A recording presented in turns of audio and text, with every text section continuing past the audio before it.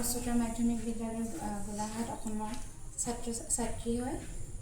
আমি বিকশিত ভাৰত উদ্যোগৰ অংশ হিচাপে ভোকেল ফৰ লোকেল হৈছে ভাৰতৰ স্থানীয় আৰু উদ্যোগক উৎসাহিত কৰা এক থিম।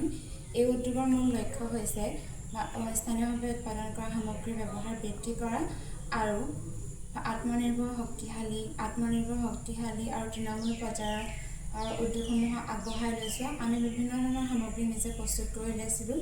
তাৰ ভিতৰত হৈছে এখন গামোচা। আমি অসমৰ তাঁতশালত উৎপাদন কৰা হয় আৰু টঙালি, বিভিন্ন ধৰণৰ ৰুমাল এম্ব্ৰইডাৰী কৰি উলিওৱা হয় আৰু ঊলেদি প্ৰস্তুত কৰি উলিওৱা ফুলদানি, ৰাবাৰ, ৱালত সজাবৰ বাবে লাই বুলি কোৱা হয় আৰু ইয়াৰ বিভিন্ন ধৰণৰ ষ্ট'ন পেইণ্টিং কৰি উলিওৱা হৈছিলে, যোনবোৰ আমাৰ ভাৰততে আমাৰ নিজৰ স্থানীয়ভাৱে আমি পাওঁ। এয়া ৰাস্তাত বুটলি অনা শিলগুটি আমি পেইণ্ট কৰি বজাৰত বিক্ৰী কৰিবৰ বাবে উপযোগী কৰি তুলিছোঁ।